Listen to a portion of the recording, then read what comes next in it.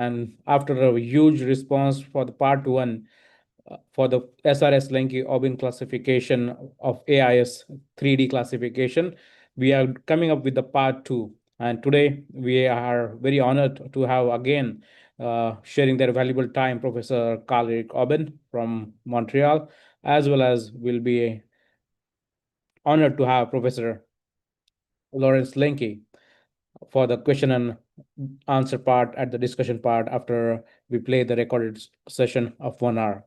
Also, we are very, very privileged to have very amazing faculty across the globe.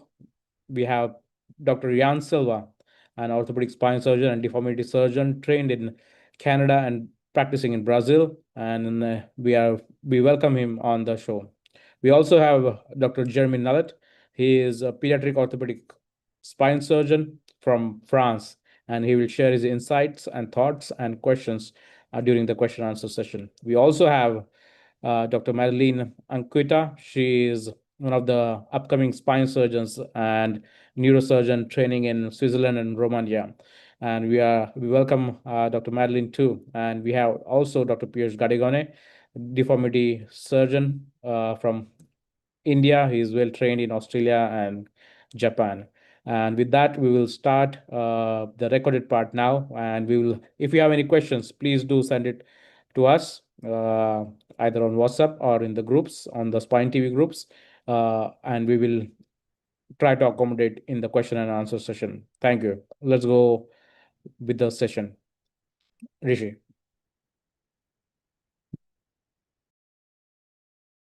You can start now, sir. Okay. So, very good morning, good afternoon, and good evening, all the viewers across the globe.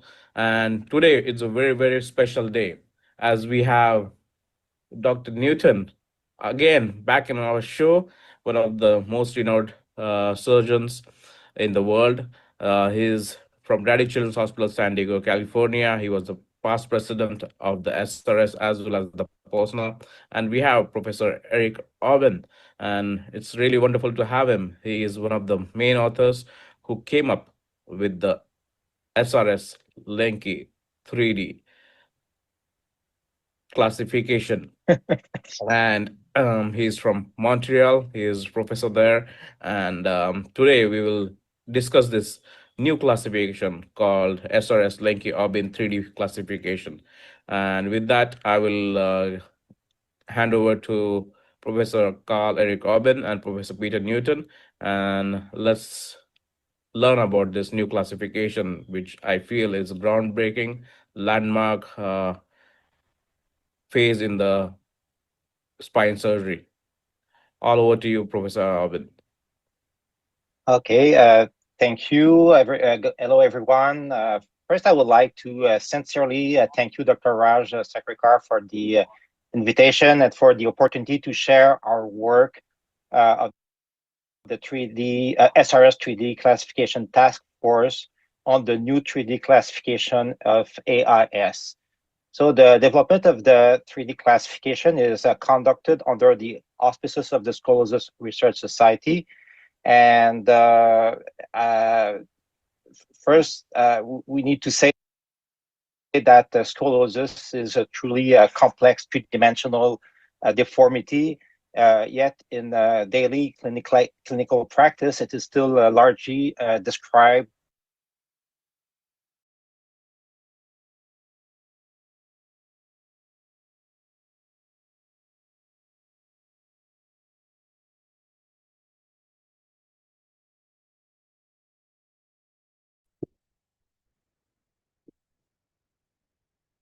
using two-dimensional radiographic measurements. And while 2D tools such as the Cobb angles and the Lenke classification have served us extremely well, they cannot fully capture transverse plane deformities or spinal torsion. And at the same time, advances in imaging and surgical techniques have created an opportunity, but also a need for a clinically meaningful 3D framework.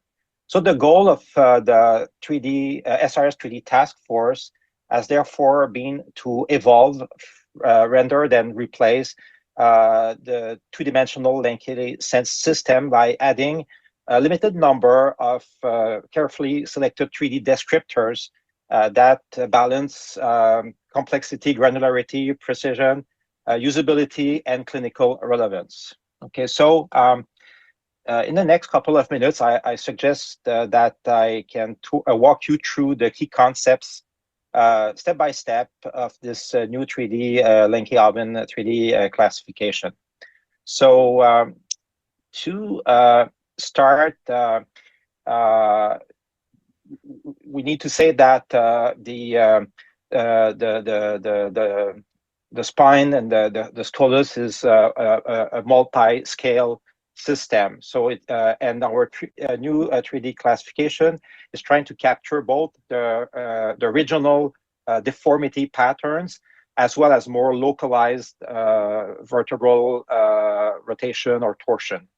So let's start step by step by saying that first, by nature, we are three-dimensional. So when we are using X-rays, they are two-dimensional images acquired typically in the coronal and sagittal plane, and from which we use to extract standard clinical measurements to assess and document the deformities.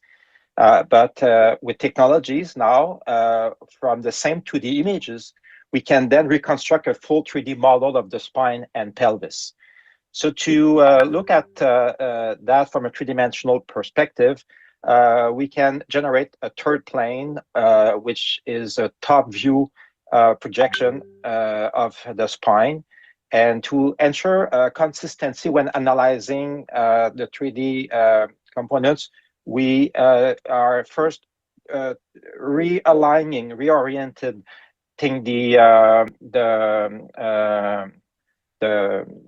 the 3D reconstruction in such a way that the femoral heads are aligned within a coronal reference plane. So this is the first step. So then we begin the original characterization of the deformity by extracting the three-dimensional coordinates of the centroids of specific vertebrae. Namely, we are reusing the end vertebrae and the apical vertebrae of each region as described, as identified using the Lenke method. So, doing this, we can also project those points on the transverse plane as well. Then, for each in each region, we are using the end vertebrae and the apical point to define triangles. And in each triangle for the PT, MT, and TLL region, they are then projected in the sagittal plane, and we call them regional planes of deformity. So basically, it's a triangle connecting the end vertebrae and the apex. If we have, let's say, a zoom, so we can better see them, and to make them easier to visualize, we just extended the triangle planes by twice the distance between the apex and the end vertebral line, and assign color codes. So in the proximal thoracic region, it's blue, main thoracic region is green, and in the thoracolumbar region, it's orange. So same triangles when projected on the transverse plane create some representation of each region connecting the end vertebrae and the apex. Okay, and then we can measure the orientation of each regional plane relative to the sagittal plane. For instance, here we see the main thoracic, the thoracolumbar, and the PT with respect to the sagittal plane, and we call that the orientation of the regional planes of deformity, or ORPD. So ORPD is the acronym which we are using to describe those planes. So conceptually, if we start with an asymptomatic spine, the main curves lie close to the sagittal plane because there are no coronal deformity. With scoliosis, then these curves progressively evolve with the initiation of a coronal curve, which is also affected by some modification in the sagittal curvatures, resulting in the shift and change in the orientation of the planes. So typically, as can be seen here, it tends to shift on the side and rotate as evolve the coronal and the sagittal plane. So the RRPD capture the combination or the original evolution of the coronal and sagittal components in the third plane. So this slide shows some example. First, non-scoliotic spine. As seen here, the main thoracic and the lumbar, so the planes lie near the sagittal plane.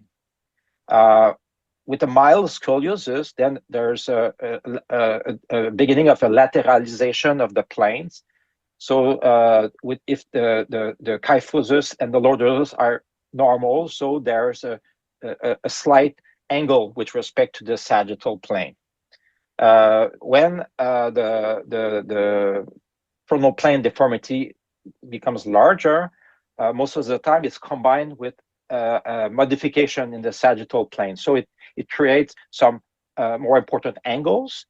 And at a certain point, it can also evolve to, so the thoracic curve could become lordotic. And then this plane is shifted behind the coronal plane with an angle greater than 90 degrees at this time. So it helps to, so the ORPD helps to characterize these evolutions. And this other animation here shows, so sorry, are you seeing, yeah, you're seeing my screen or? Yeah, we can see your screen. It's going great. Sorry, I'm just saying. So the orientation animation, this animation show how these planes should ideally be corrected. So it's not only to show the evolution of the curve, but it could also conceptually help to see how conceptually the realignment could be done. But it's not just a lateral shift; it's like a curvilinear repositioning of the curves in the sagittal plane. So it's correcting the coronal, but also realign or create the proper sagittal. So the animation of the ORPD or the original plane of deformity helps to capture this. So now let's turn. So these are to ORPD help to characterize the original deformities of the spine, of the scoliotic spine. Now let's look more closely to the vertebra themselves. So we are using the descriptor that characterize the transverse plane, but at the local level, at the vertebral level. So at each plane, in the transverse plane, at each vertebral level, we can identify the rotation of each vertebra relative to the sagittal axis, which is when there's no rotation. So in our representation, it's done by arrows, which length is proportional to the intensity of the angular rotation. So here again, we are using the same color coding. So for the proximal thoracic, it's blue, main thoracic, it's green, and thoracolumbar, it's orange. Because there are many vertebrae, we decided to, and since the maximum typically occurs at the apex or near the apex, we decided to choose to retain only the apical vertebral rotation with respect to the sagittal plane. So this enables to reduce the number of variables, so we can while still capturing the essence of local torsion. So we start from this 17 to 3, 1 per region of the spine. So proximal thoracic, main thoracic, and thoracolumbar, and the angle is with respect to the sagittal plane.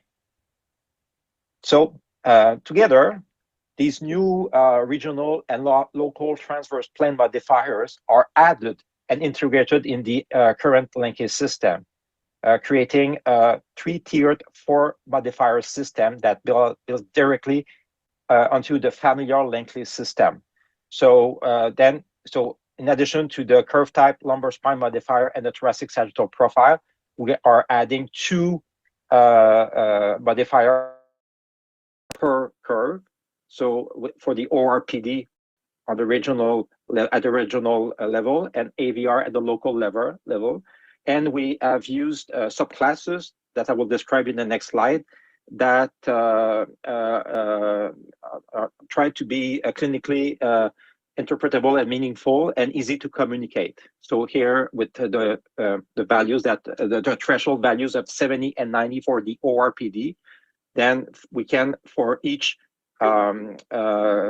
region report if it's 1, 2, or 3. Easy. 1, 2, 3. So 1 is below 70, 2 it's between 70 and 90 degree, and 3 is greater than 90 degree. This is for the regional ORPD. As for the apical vertebral rotation, we use S, small, medium, or large, SML, below 10, between 10 and 20, and greater than 20.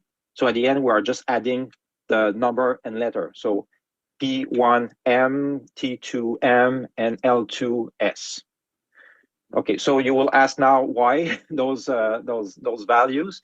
So for the I will start with the transverse plane. The rationale for the transverse plane regional modifier, the numbers for the angles for the subclasses 1, 2, 3. It's based on an extensive case simulation analysis where we tested various ORPD with respect to Cobb angles and thoracic kyphosis. So so simply, when it's subclass 1 is ORPD lower than 70, then the main thoracic curve usually retains thoracic kyphosis that is greater than 20 degree, indicating a preserved kyphotic profile. So normally, so below 70, it's mostly with the normal kyphosis. With subclass 2, so it's like intermediate. It's between. We start seeing kyphosis less than 20 degree, with suggesting sagittal flattening. And when it's subclass 3, then the apex lies anterior to the line connecting the end vertebrae, indicating a regional curvature or reversal marked with and marked transverse deformity. So what I'm showing here is for the main thoracic curve. We have done the same analysis for the thoracolumbar and for the proximal thoracic. So this is detailed in our recently published manuscript on the classification. Now, for the local modifier AVR, we define 3 subclasses: SML, small, medium, large, using thresholds of 10 and 20 degree. And generally speaking, when it's small, so below the angle below 10 degree, it's a very minimal angle deviation from the sagittal plane. And so the vertebral orientation remains close to the sagittal plane. So it's small. Here in this case, on the right, when it's between 10 and 20, it's a moderate apical vertebral rotation, and this contributes to curve rigidity, or start to be the beginning of its rigidification. And then when it's greater than 20, it's a marked AVR. So this reflects a structural torsional deformity.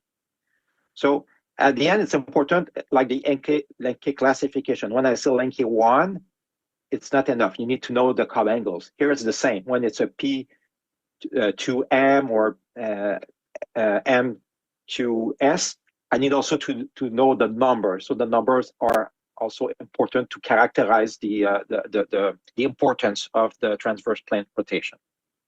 So here's an example showing step by step how the new 3D classification is done. So it's really based on the Lenke classification. It starts with the curve type. Here it's a 1. Then we're adding the lumbar spine modifier. Here it's a B. And then the thoracic sagittal profile modifier. Here it's an N, so 1BN. And then for the regional planes of deformity, we are adding letters for each region, P, T, and then L. And basically when it's here, for instance, P is, the angle is below 70, it's 1.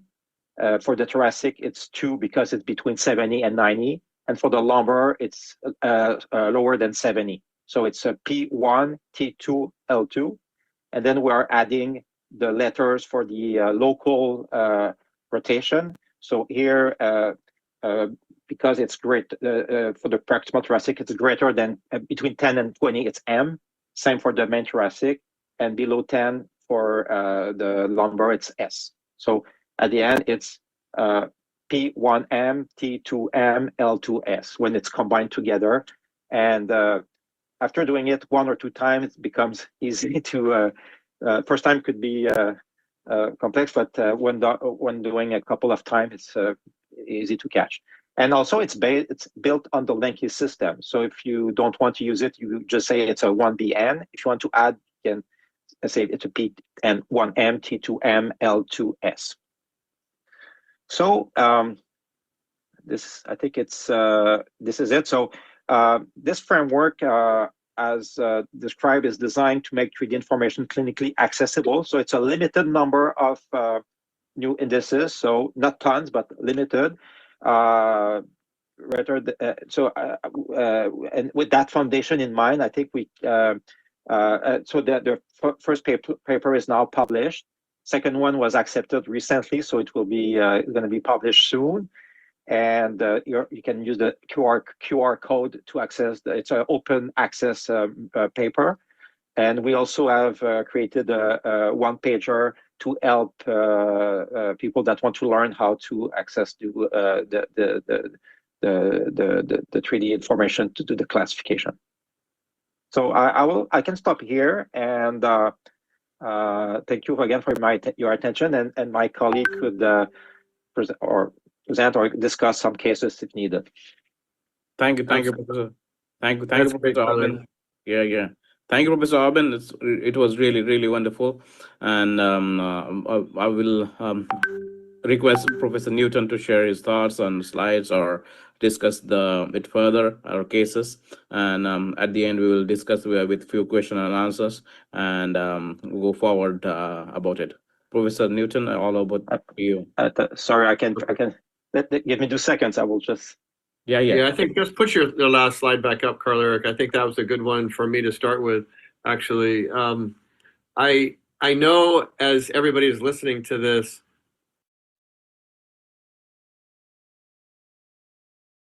it is a little bit overwhelming. If it's the first time you've heard it, it really is, I think, a difficult first grasp. Second time, you start to pick up some of the concepts, and third, fourth time, it starts to stick. I think if I can, talk a little bit about each of those new axial plane parameters, the orientation of the regional plane of deformity. This one, I think, seems so funny, but really, if you kind of think of the spine as end vertebra, apex in my fingers, and knowing that normally the apex of any curve or any curvature is, especially when we're thinking about curvatures of the spine in general, not curvatures in the form of scoliosis, but the curvature of the spine as it exists naturally is kyphotic, so the apex is posterior to the 2 end vertebra of the measured thoracic kyphosis, if you will. And so, but as scoliosis develops, that apical vertebra moves laterally. And so if you just think of these centroids and where this is going, that whole plane rotates this way. It's really a polar coordinate description of where the apex is moving. And I think it's simplest to think of the main thoracic curve first. I mean, that's where it works the easiest, I think. And we just think about right thoracic curves. Where is that T8 apex moving and going? And that orientation, how it's translating in the X and the Y plane, that movement in the horizontal plane, that's what that angle's measuring. And And then you can put the lumbar on and put the PT on last. I mean, put that proximal thoracic one on last, because it usually, you know, it's that upper thoracic curve may be going the other way, as you can see here. So really think of those orientation of the regional planes as where is the apex moving from the sagittal plane, and that's exactly how Karl-Erik described it. But it's that rotation, and it's relative to the end vertebra. So that I think will help you in thinking about it's a position of the vertebra. And the second one, the apical vertebral rotation, is much more of what we think of when we think of apical vertebral rotation. It is, how is that apex vertebra rotated? That's what gives us the rib hump. That's the rotation that we're trying to correct when we do derotation. In a way, you can think of rod rotation as correction, as a means of correcting the orientation of the regional plane of deformity. You lay that rod down, it's now in the apex of the triangle, you turn the rod, the triangle translates back into the sagittal plane. But apical vertebral rotation is not necessarily affected by that maneuver. That's a separate rotation of the vertebra in the transverse plane. So one is, I think, repositioning, and the other one is the actual transverse plane rotation.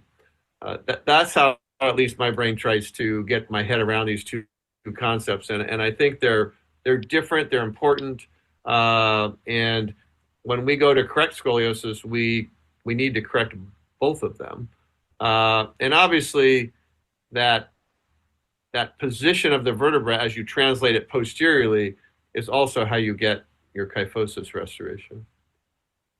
Go ahead, Karl. Let's look at a couple of cases and see what we got. Okay, let's go to maybe. Sorry, 47.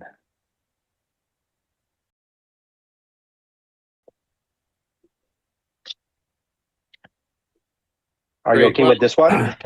Sure. So again, I think part of the reason to talk about this system, about any 3D system, is that particularly in the coronal plane, we can have two curves that look, you know, very, very similar here, 61-degree Cobb angles. And I think you can get a sense from the coronals that, from the sagittal planes, that there's a different sagittal profile, but how do we have any sense of what's really going on in the transverse plane? I mean, there are things that the information is here because Karl-Erik takes those two x-rays and reconstructs it into that 3D image. So the information's on here. We just got to be smart enough to see it, or better yet, let him reconstruct it, and then give us the numbers. But the things that you can start to appreciate are the difference in the rib hump, in the concave and the convex ribs. But really, you know, there's quite a difference in the sagittal contour. But again, we got these two curves. We really need to understand what's going on in the transverse plane. Where are these deformities? Go ahead. So it's curve by curve, so region by region. So region by region, we'll take it. And again, the important region for this curve, I'm glad you're starting with green. That's where my brain wants to go first too. That's the main thoracic curve. That's the one we've already talked about. But you can see how in one of those curves that the centroid of the apex has moved all the way past the mid coronal plane and is more anteriorly translated than the one on the right. So we have a greater degree of posterior movement required for that apical vertebra on the left-hand curve than we do on the right-hand curve. But that's giving us some sense of where that apical vertebra has been translated in space, not necessarily rotated. The arrows are giving us the rotation, but we'll get to those. We're going to talk about that right now too? Might as well, huh? No, but maybe I can add that if you look at the local rotation, so so the original angle is greater on the left, but the rotation is smaller than the other side. So it's not proportional. So it's really unusual. Yeah. Yeah, very, And- very interesting to appreciate that thing is translated over without a big rotation, without a big axial plane, apical vertebral rotation. Very unusual. But then the other one's got a really big rotation without a huge translation. So I think that alone kind of gives you the sense of what's happening between these two variables in what appear to be, 61-degree right thoracic curves. Pretty interesting information. So maybe before going to the lumbar, I can maybe share with you some interesting results. So this is a plot for each regions, a scatter plot showing the distribution of the transverse plane deformities in the proximal, thoracic, main thoracic, and thoracolumbar region. So each point represents a patient case, okay, plotted according to the ORPD and AVR. And you can see that for, let's say, a given ORPD, let's say 80-degree, you can see that you have very different patients which have a very small AVR and very large one. You have small, medium, large. So we nearly have, it's like a matrix. We have ones with small, medium, or large, 2 with small, medium, and large, and 3s with small, medium, and large. Yep. So it's very interesting. So it's not something we can automatically know. If you have a tree, it's not necessarily large rotation, right? Transverse plane rotation of the vertebra. So this is something interesting. So really surprising. I think it's really interesting, very surprising, and obviously then when we get to the lumbar curve, it totally changes. So tell us about that. And you see the correlation are very weak in the main thoracic curve. So if we go back to the let's say the case. So Peter, if you want to continue, this was the main thoracic. And look, if you want to comment on the lumbar now. Yeah. So totally, here again, the lumbar, and it's a little bit, this one, and you'll have to tell me if this is correct, Karlik, but I believe that, A, B, C are going to correlate a little bit better with small, medium, and large here. But because if they cross midline, then obviously that apex has to be translated further over to the left. But this one, we would expect that rotation. But look, again, not so much apical rotation. Actually, really not much in either one. But that AR curve pattern on the right one doesn't really, give you that same sense of you've got to translate the apex, because the apex, I don't know which one you called the apex on that, to be honest with you, Karlik. Do you call it L4 or L5? Way down. No, it will be L3 here. It will be L3 on the L3. left, and L5, yes, on the other one. So yeah. On the bottom one, yeah. So that's the crazy part, is when you've got that AR curve pattern on the far right-hand side, the apex is really, L5. There isn't much of an apex, so it doesn't end up having very much deviation of that plane. And then obviously you can't have much rotation if that's your apex either. Yeah, I think that really is going to be some of the difference between, just how the lumbar curve is seen on the coronal as well. PT, I always struggle with this one, to be quite honest with you. I have a hard time. It's got a bit of kyphosis with it normally, and that usually is preserved, and it's a little bit rotated. It's a little bit always harder to see just because it's stacked up on top of everything. But here you can, not, both of them small and not much apical rotation. So low grade on both of those. So again, so these are the two cases that we described, but when we did the lunchtime symposium, we added this other case, which is also another one with a similar coronal curve. This is interesting because it has the sagittal plane. The third one has the sagittal plane of the middle one, and the coronal plane of the first one. And so it's really an interesting combination of the two, and in fact those planes, those regional planes of deformity, kind of fall somewhere in between. Interesting. Yeah.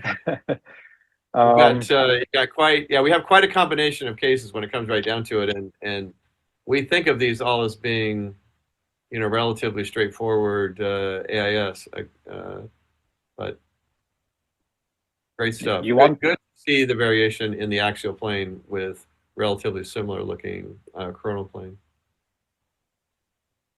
So these are three Lenke 1 cases. We have another one. I don't know, Peter, if you want to comment. We're also able to print a couple of cases, so we can during the lunchtime symposium we had last fall, we were able to circulate the cases and see in our end what it looked like. But this is another case that we discuss. I don't know, Peter, if you want to comment on this one as well, or. Yeah, sure. You can see as we get these, structural thoracic and structural lumbar curves, that deviation of the lumbar spine.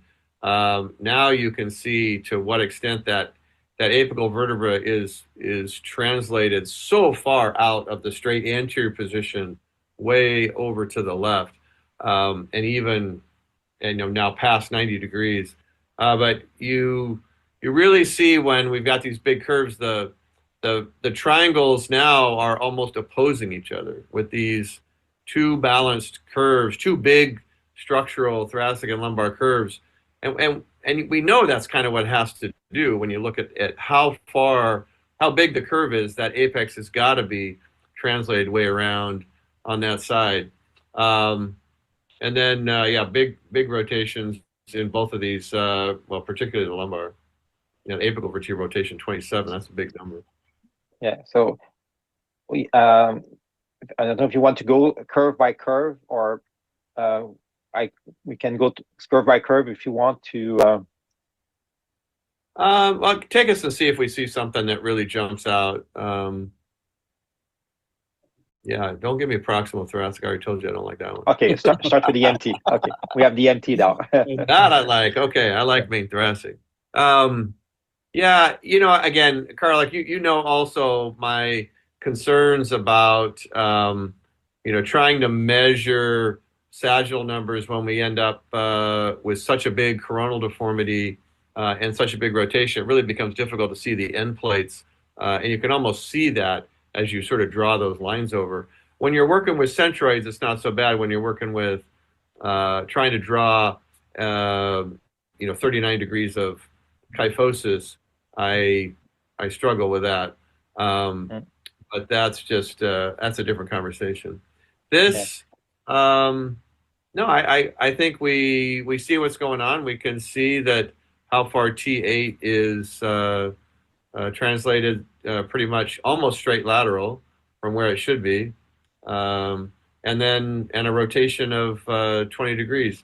Now, Carl, I know we've been doing, or I haven't been doing, but I'm supposed to have been doing my little reliability thing, and you got 20 here as large. I thought 10 to 20 was medium, and greater than 20. So we utilize the decimals, so it's maybe 20 point something, so which is greater than 20. Okay. This Perfect. Is why it's probably 20 point something. So when it's over 20, it's large. But that, again, at the end, if you have 19 or 20, one will be medium, the other large. So you need to look at the number. So it's like if you have a Lenke 1 48-degree curve, it's not the same as a Lenke 1 60-degree curve. So I think the numbers are important as well. And also we need to acknowledge that since we are relying on the Lenke system, we are identifying the end vertebrae on the coronal plane. And when we are measuring the sagittal plane, we are using T5, T12, or L1, S1, or L1, F5, which are not necessarily the same as the one identified on the coronal plane. So we made we assessed large number of cases, and most of the time it's not so far, but it could be 1, 2, or 3 vertebrae difference. So that means that we are not exactly capturing the same curves. And later, I think we have to revisit the concepts using more three-dimensional assessments of the transitional vertebrae. But at this point, we decided to start with the Lenke, the way the Lenke system identified the end vertebrae to be consistent with the existing classification.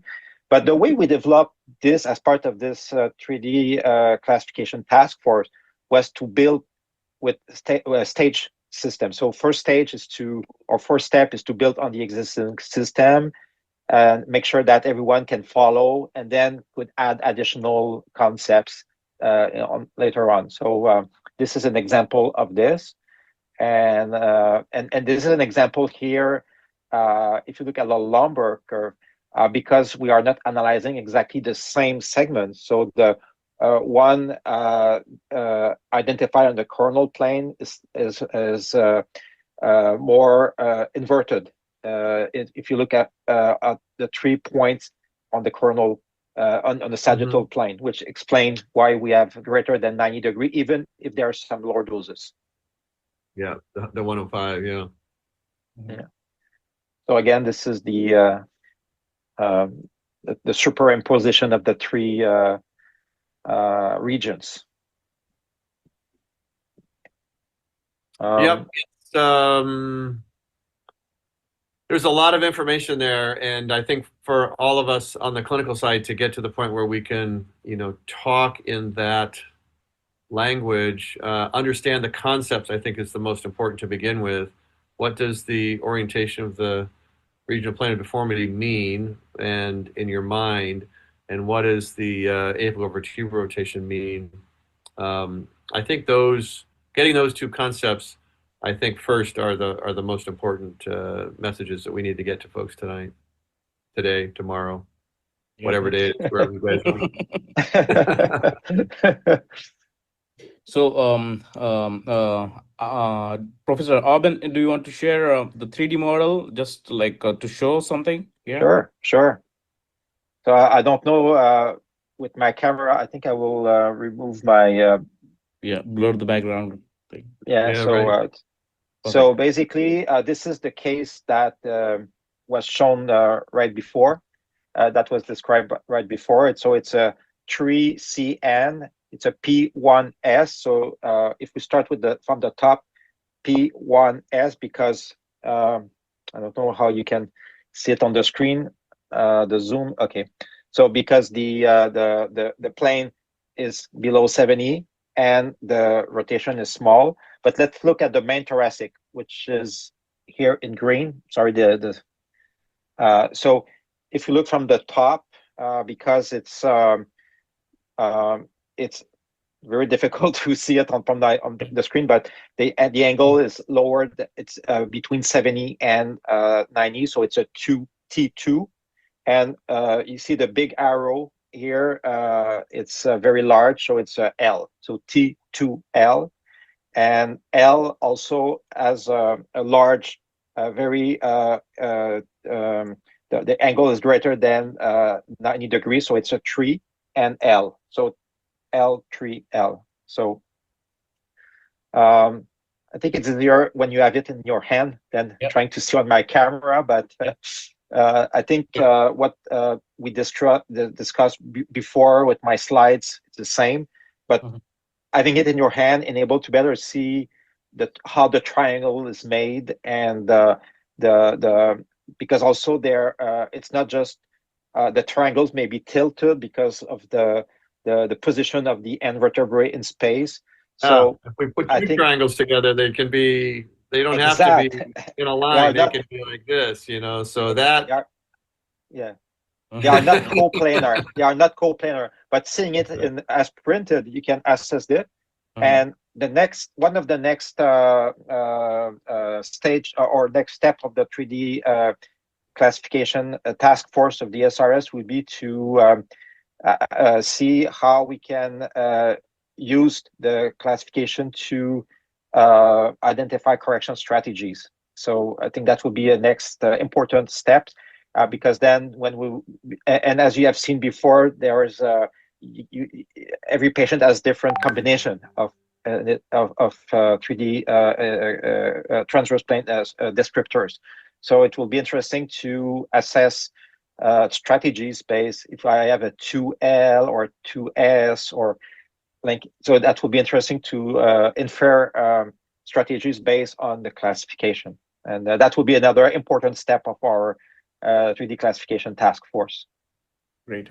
So just a few questions to you, Professor Aubin and Professor Newton. Like we were there at the unveiling of the conference.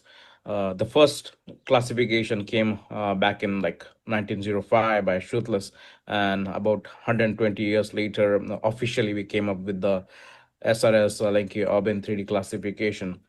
The questions, like I had opportunity to present this with thanks to all your slides to various podiums with the Canadian physiotherapists and locally here in India and abroad online too. The questions I'm getting about it is, with these all subtypes, there are like hundreds of subtypes now with this new classification. We had those with the previous Linky also. So how to come up with so many subtypes? As Professor Newton said, will have to play it once and twice, and it will be difficult, but third time it will be much easier. So how to go about it with these all subtypes to get more reusable, reapplicable, and to understand about it, because people are slightly still confused about this. Your thoughts, Professor Aubin and Professor Newton, and then we'll later have one more question. Okay, I will start, Peter, and I'll show you how. So I think, first of all, scoliosis is a really complex system. So you have there are 17 bones with complex representation. So having that in one, it could not be just 1, 2, 3. It's a combination of several parameters. So I think luckily we have reduced the number of variables. So we only have 2 variables per curve. One is more global, the other is more local. So we tried to keep it simple with a very reduced number of variables. Before, in the past, we have assessed the spine with torsion and many other parameters, but there were several vectors per each vertebra as its own descriptor, so that there were too many. So by having a reduced number, we are just trying to simplify a complex system into a lower number degree of freedom. And even with that, I understand it's complex, but enable sufficient granularity to at least use that to describe curves. And as we have seen before, 2 curves could have the same cob angles, but very different transverse plane deformities. So not same strategy. So I think having more measurements enable to better describe the deformity, the complexity of the deformity. So of course we need to learn, we need to understand, we need to communicate, and having those descriptors, which even if they are complex, I think they describe something that makes sense and could be clinically useful. And in the next couple of months, we'll see how we can learn and use them to describe strategies. And if we're able to use them to describe strategies, then it will be useful. If not, then it won't be. So this is why when our 3D task force selected those indices, because there were many other indices, so we have used those one because we think that it's easy to teach. So the AVR, the local rotation, is related to direct vertebral rotation techniques. It's related. It's something that could be transferred into something that could be for treatment. Same for the ORPD, so the orientation of the regional plane. So as with fingers, Peter with his fingers explained that these represent the location of the apex with respect to the vertebrae, but basically it's a curvilinear translation of a curve. It's a differential rod contouring. It's something you are repositioning to restore the coronal plane, but also the sagittal plane and the global balance. So I think those planes can help to describe things. But I will let Peter comment on how he can see it from his point of view. This is my engineering point of view. Yeah, no, I appreciate very much the fact that we have made immense simplification of an incredibly complex system. in the in the output files for the 3D variables, it's 500 or something like that. For a spine to describe it, and it's 500 data points. We've got to get it down into something manageable. I understand why this still seems a little difficult to manage. I do, but I do think at some point we'll be able to probably focus on, for some Lenke curve types, one region is going to be more important than the other. And we probably don't have to, once we've said it's a Lenke 1, we've already said the proximal thoracic and the thoracolumbar lumbar aren't important by calling it a Lenke 1. Now, I don't know if that'll turn out to be true in 3D. And we just saw Lenke 1s that had very different, lumbar curves. But I think if we, but I think we're really going to want to know, for a main thoracic curve that's a Lenke 1, we're going to want to know what's going on in that thoracic region primarily. And so it may be that we can simplify the system as we go. And the triple major curve might be what Carl Eric described, with all those letters and numbers that I can't keep track of. But when we've got two main curves, we're going to be looking at those two parameters, and we're going to want to be looking at how well did we balance those two? I mean, how close are those orientations for the lumbar and the thoracic in opposite directions? But how close did we get them back to midline?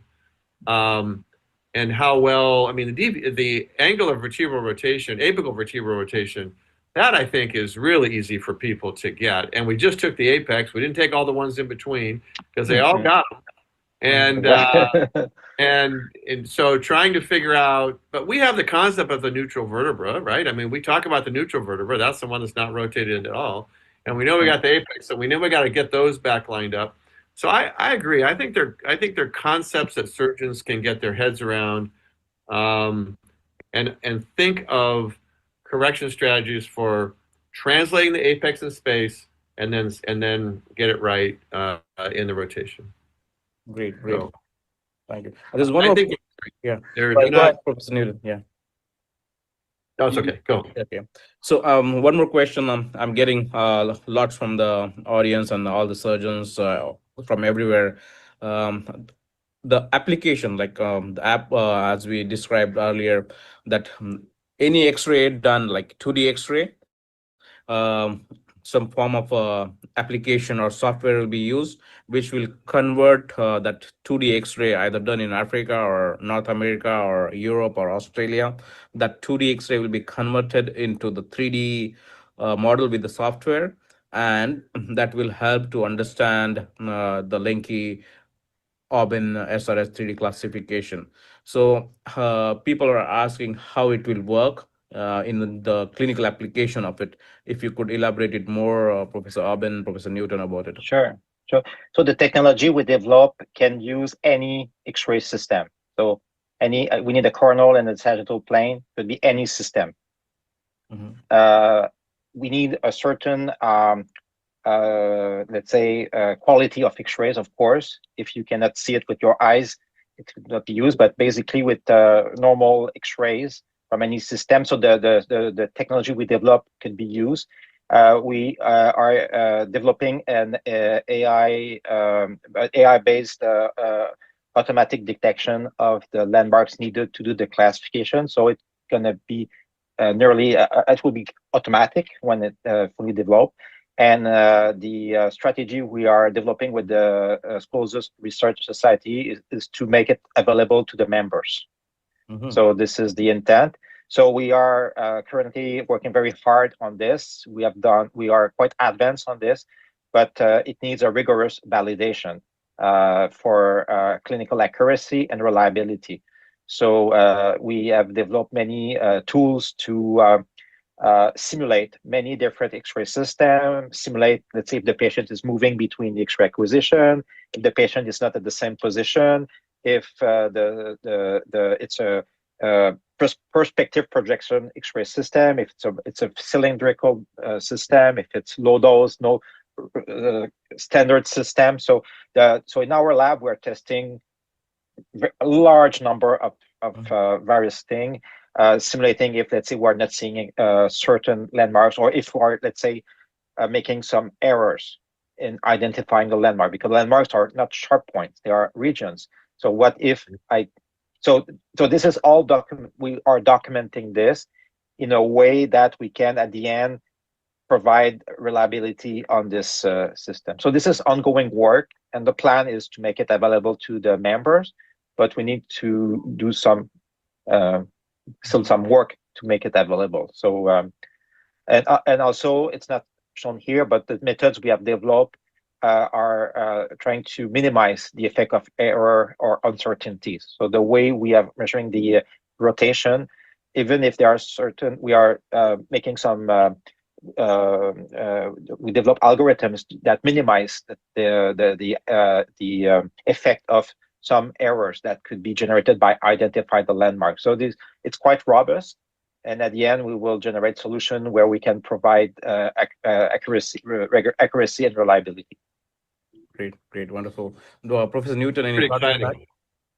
It's pretty exciting to think that we're going to have a system that will be able to create that information for us. I mean, I have, well, Carl-Eric's been doing it longer than I have, but you know, reconstructing these things by hand and with the human doing it, and hours and hours of human manpower to create that's been done in the past is going away.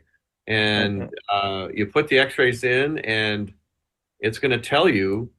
It's going to tell you the classification. It's going to tell you all the things that you need to know, and then we get to go use that data to try to design better systems for, you know, and better strategies and surgical correction techniques to make it, to get the outcomes that we want. And then we go take some more X-rays and do it again and see how close we got to normal. And I mean, we do that now, but to be able to do that in 3D, I think is really exciting. So I'm very excited about the future of this. Cool. So the last question before we end up and wrap up. So Lenke classification when came in 2002. It took about like 10-12 years to translate into the practice, and it's currently being used widely. Now we came up in 2025 rather, with the new classification. And what's your thought, Professor Aubin and Newton, that when it what would be the future when it will translate into the clinical practice, and how we'll go about it? Okay, so I think that the decision to base this 3D classification system on the existing established Lenke system. So if people are already using the Lenke, then it will just add things that. So if they want to add only the thoracic because they're familiar with the thoracic, they will add it or not. So I think we are by let's say reusing existing things will facilitate things. I'm not saying it will be easy, but I think this is an effort people have to do. If you want to jump to another dimension, they need to learn, but they will learn on established or something that is widely used. So that I think it will be easier this way. If we have opted to have a brand new system, I think the learning curve will be longer. So I think here I hope that it will be easier this way, and with this kind of interview where we can explain it, and other opportunities either at the lunchtime symposium or at other meetings where we can present it at some point, and when it will be available to everyone, then I think it will be easier to move forward. So I think it will. I hope it will take less than 20 years. I want to see it before being retiring. So, cool. Professor Newton, your thoughts on it? I mean, I think all change is hard, and new concepts are difficult, and to some of it is us just, you know, getting used to the concepts. I think the concepts are really important, and once we have the concepts, it'll be easier to actually use the classification and publish on the classification and categorize patients according to the classification. And, you know, I think all classification systems are designed and developed for slightly different purposes. I would in my purest form, want a classification that is purely based on shape of the spine in a three-dimensionally described method. Mm-hmm. And it's not based on how we treat it, but it's based on the shape of it. And then we decide how to treat it.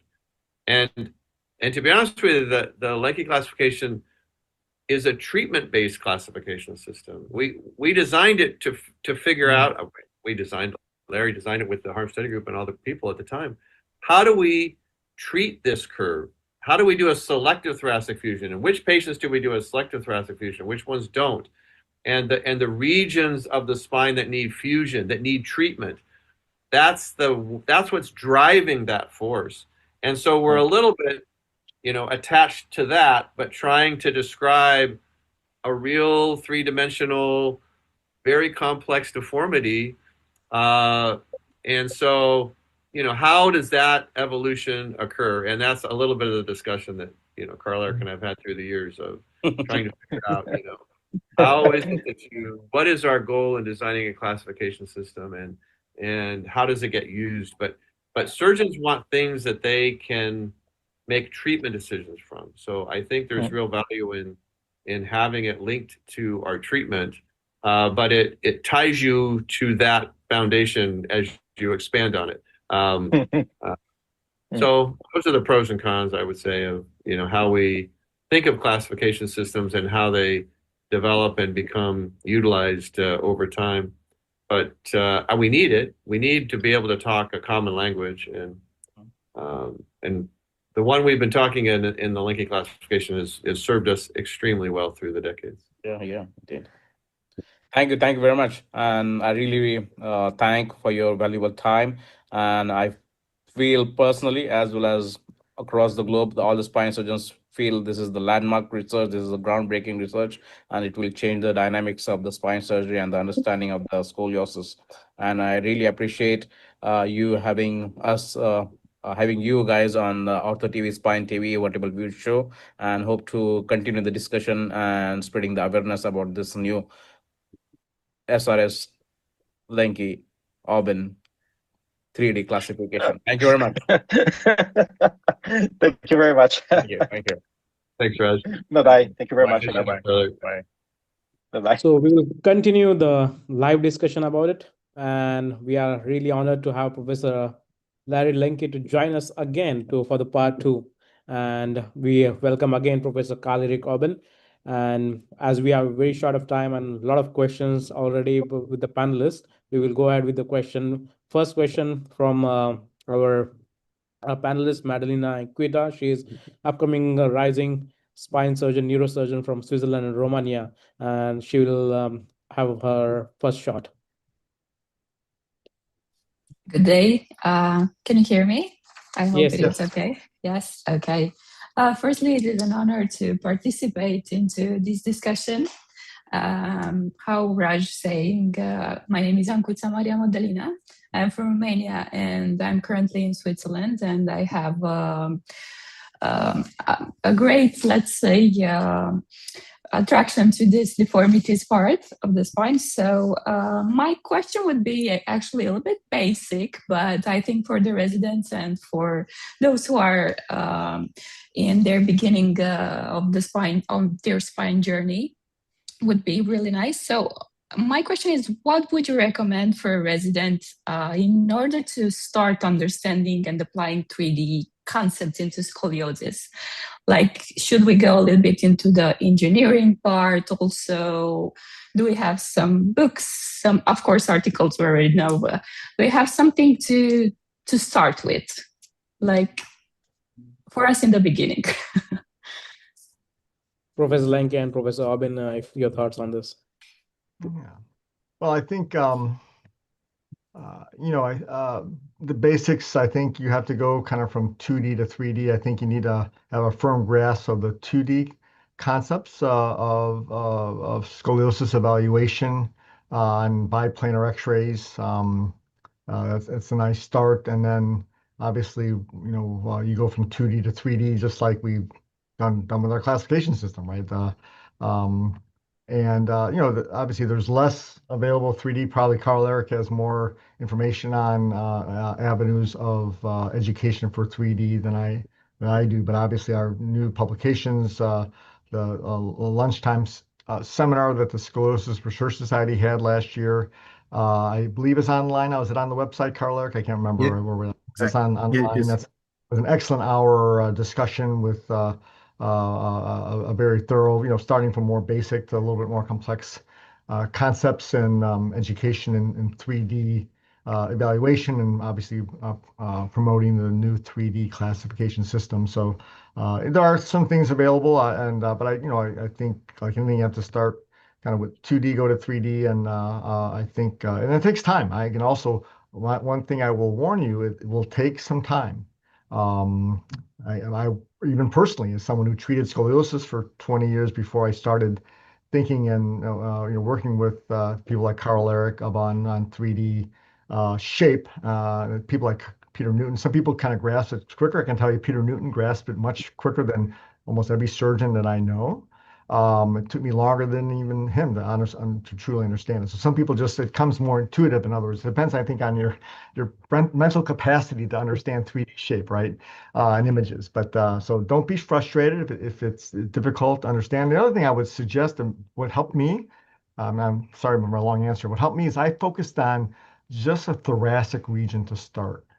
When you're looking at the whole spine, thoracic, upper thoracic, main thoracic, lumbar, lumbosacral, it's almost overwhelming to see the shape, kind of the spine change, and because it all changes. Obviously, sometimes usually thoracic and lumbar change the most, but focus just on the thoracic region. Once I understood what happened in the initiation and propagation in the three dimensions of thoracic deformity, then lumbar and proximal thoracic became more understandable. So focus on one region. That would be my personal recommendation as someone who kind of gone through this last 10 years, and be patient. It takes time.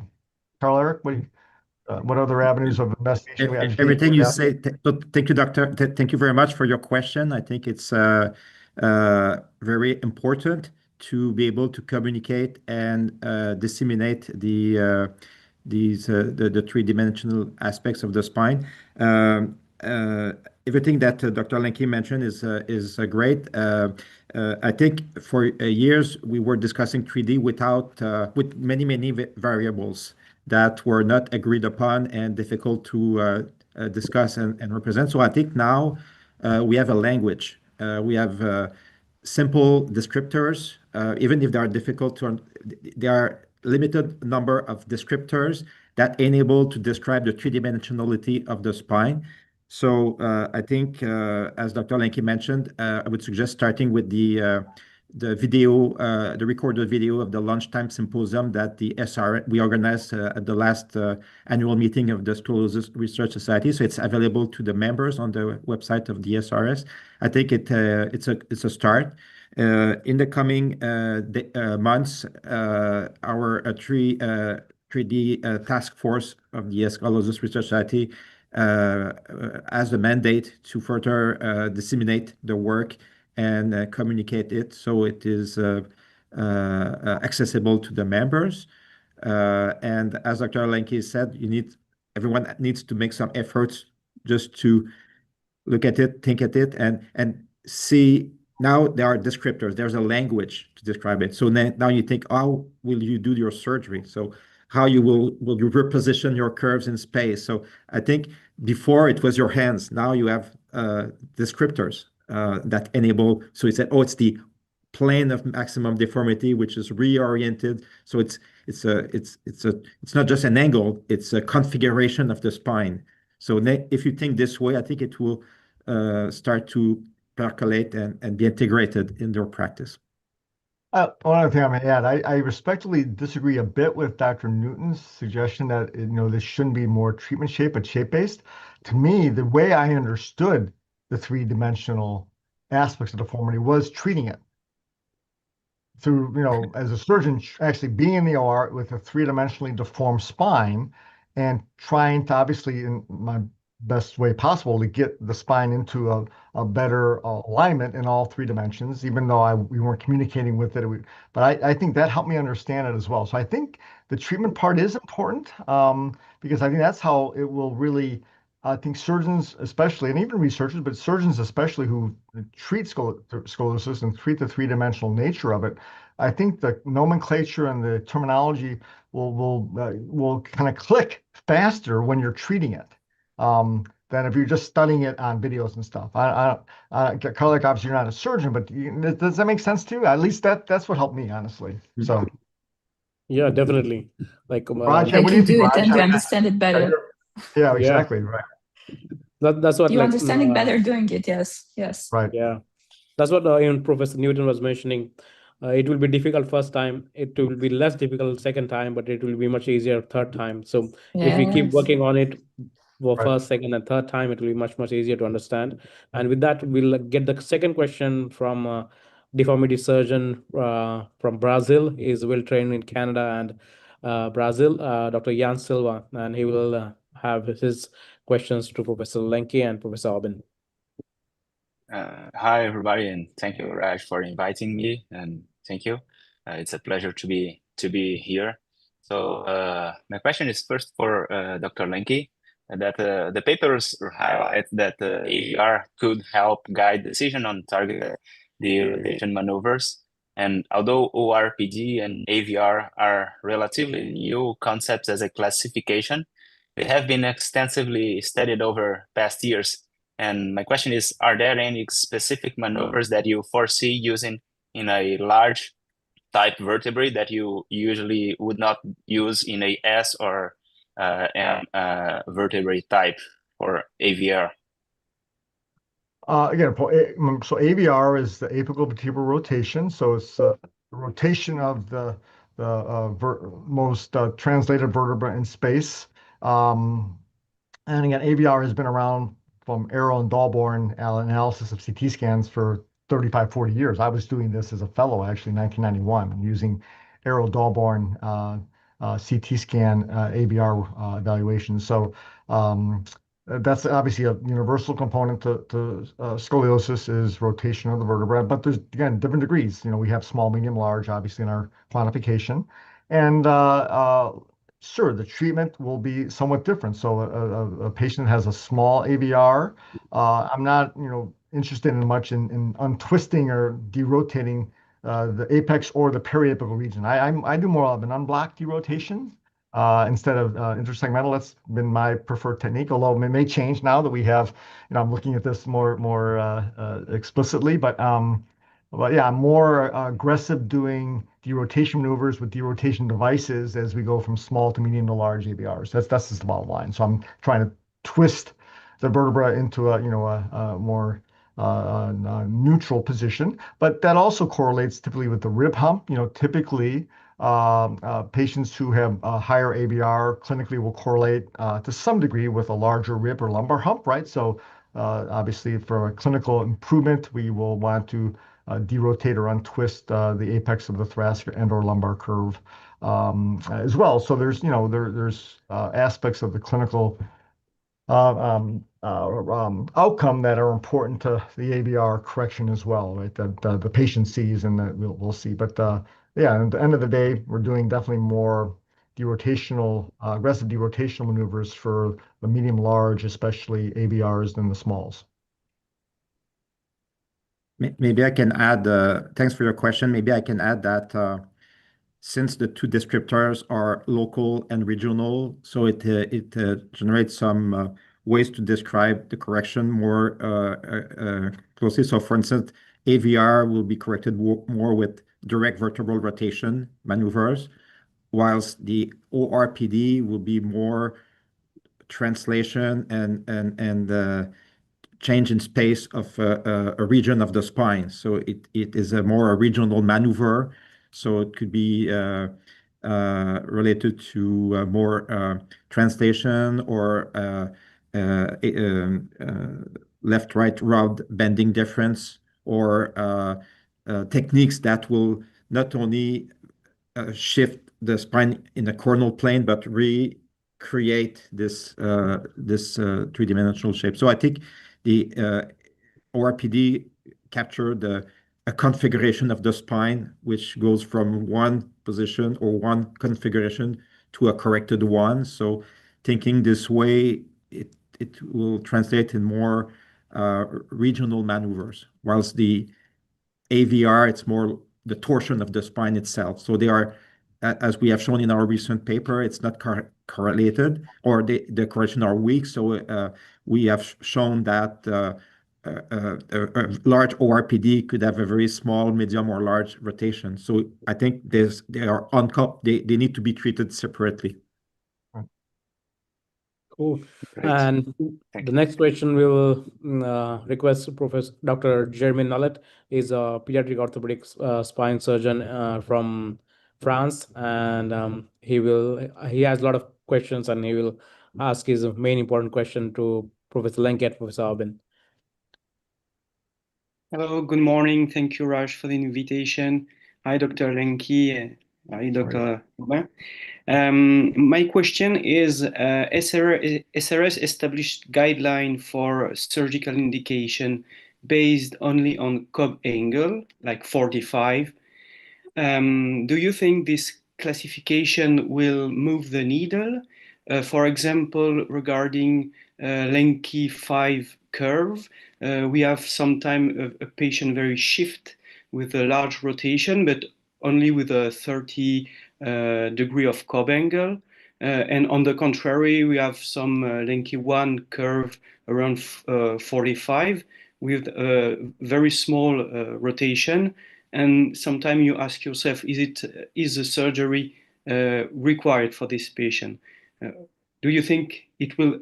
I know part of the answer, but how do you see that in the future? Yeah, that's a great question. Obviously, we really had surgical indications criteria that really were 2D based up until now, and really from natural history studies that showed with a certain amount of Cobb angle, right, minimum 40, 45, 50 degrees in the thoracic spine or 35, 40 degree lumbar spine, that those curves tended to continue to progress on average, even after skeletal maturity. That's really they've been our main criteria for surgical intervention, especially in teenagers or young adults.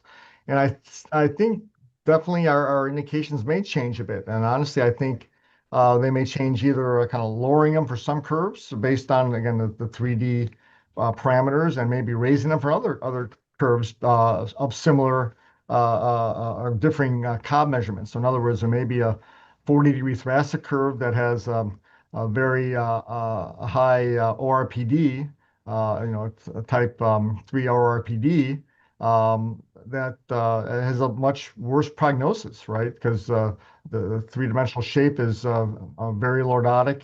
There's probably more pulmonary restriction that's ultimately the patient may end up with, and more 3D progression, right? That we'll be able to follow. So instead of following just 2D progression, we'll follow 3D progression. And so in the lower high end of this kind of these borderline cases, 40 to 50, 55 degrees of 2D Cobb measurements, I think we may find further refinement of criteria for surgery when we follow them in 3D, in other words, whether it's thoracic or lumbar. I think you're going to see in both regions. So absolutely, we need data to show that, obviously, longitudinal data. But I've used that even in my practice the last 20, 30 years. If I see a patient with a severely lordotic thoracic curve at 42, 45 degrees, even if they're done growing, and interesting, I'll get PFTs in those patients, and often they're not normal. They may have 70% predicted PFTs, even though they're asymptomatic, but their spine is invaginated into their chest, right? We know that. Even if they only have a 42-degree coronal, curve, their 3D shape is markedly distorted. So I think that's although we know that, it's not, we can't depict that as well on the 2D X-rays, but the 3D classification is going to predict that and show that very well. And I think it will change on the extremes our surgical indications. So that you're spot on about that. But we need more data to refine that. But I think in the next 5-10 years we'll have that, and I think it will change our surgical indications. That's a great question, a great point. maybe I could add that the SRS 3D classification task force is currently working on, now that we have descriptors, we have a nomenclature, we have the indices, now we're working on defining surgical criteria and strategies that are informed by the new 3D descriptors. So, but as Dr. Lenke mentioned, we are starting this, and it will take some time to now add these new information to help better define strategies. But I would maybe add here that these descriptors are all geometrical descriptors. At the end, the surgery is mechanical because you are applying forces. You need to translate that into maneuvers that to perform the correction. So by having a language that describe the three-dimensional aspects in regional and local terms, I think it will enable to link. At the end, if we can link the new indices with the classification to something that could be implemented with surgical means, that will be I think the next step that will improve our ways to treat patients. Another quick thing I'll mention is that there's a huge opportunity in the non-operative patients as well, the patients with smaller curves, growing patients. So applying these same criteria, with Carl Eric in our 3 task force have talked about this may revolutionize treatment of non-operative patients with bracing or other non-fusion technologies, because it may provide us, again, guidance on who really is going to progress, who's really not going to be a good brace candidate, right? So I think there's a lot of huge opportunities here to quantify the 3D shape of the spine, not only for operative patients, but potentially for younger patients who right at this time are non-operative, considered non-operative, and the adult population too. So it's going to expand the adult population as well. So very exciting. And thank you very much. Before we leave, like a lot of questions I'm getting, if either Professor Aubin or Professor Lenke with the 3D model, if they could explain in shortly, like how's which is the ORPD and which is the AVR. If you have a minute or two, in simple terms, if you could explain. A lot of people are still getting kind of hang of it. What is AVR and how is ORPD on the 3D model? Eric, go for it. So again, what's the question, Raj? How to? Yeah, how to understand the ORPD and AVR, like you're showing on the model. If you could explain, yeah, is it possible? Yeah, I think ORPD, it's like the configuration of the spine in space. So it's if you look at the scoliosis, is a complex system. It's made by regional deformities, but also local deformities. So AVR, I think, is the simplest one, is how at the apex of the curve, which is the most of the time the most lateral vertebra, how it is rotated in space. Whilst the ORPD capture how a region of the spine, so the main thoracic spine, the lumbar spine, or the proximal thoracic spine, are positioned in space. So it's defined by the end vertebrae and the apex of the curve. So by connecting, as Dr. Lenke was doing with his fingers, so if you are connecting the 3 vertebrae, it's defining a plane. So this plane normally is in a non-scoliotic spine. This plane is in the sagittal plane or near the sagittal plane. When there is a lateralization of the deformity, so when there's the initiation of the curve, there's a lateral shift, which is shifting the apex with respect to the vertebrae on the side, but there are also changes in the sagittal plane. So there are some flattening of the sagittal curvatures. So this is also reflected by the triangles connecting the 3 vertebrae. So if there is a change in the sagittal plane or in the coronal plane, it is reflected by the position of the triangle.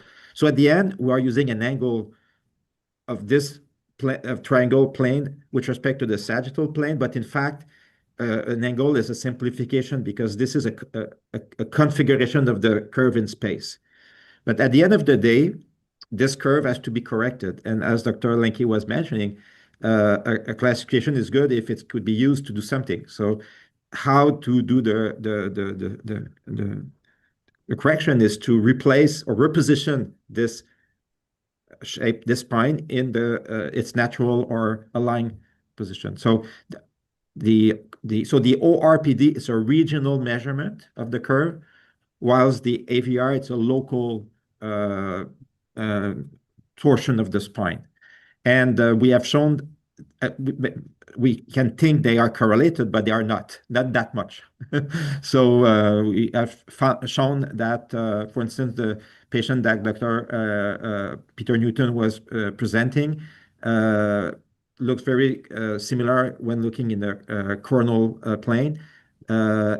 There were differences in the sagittal plane, but also in this the rotation and the way the curves were positioned in space. Thank you. Thank you very much. Anything to add from your end, Professor Lenke? No, very thorough. It's again, it's something you have to just spend some time on. It's especially the ORPD. I think the AVR. I think that will be much easier understood than the ORPD. But once you understand the ORPD, it really makes a lot of sense, and it'll change your kind of approach to the evaluation and treatment of scoliosis. But it takes some time, so just be patient.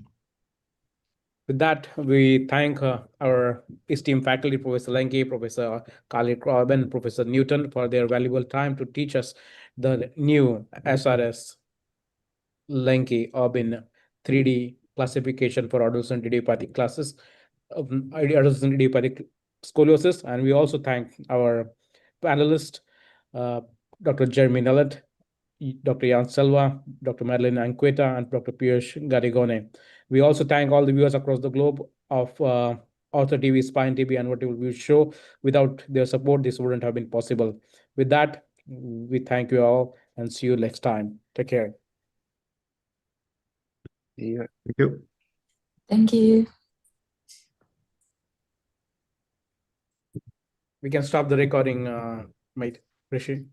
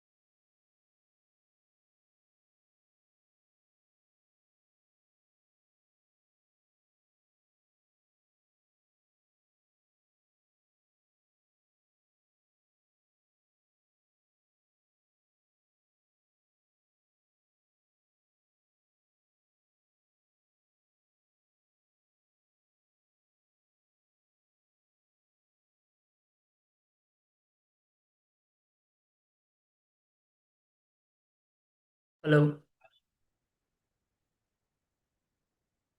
The key is to restore the anatomy. Sorry.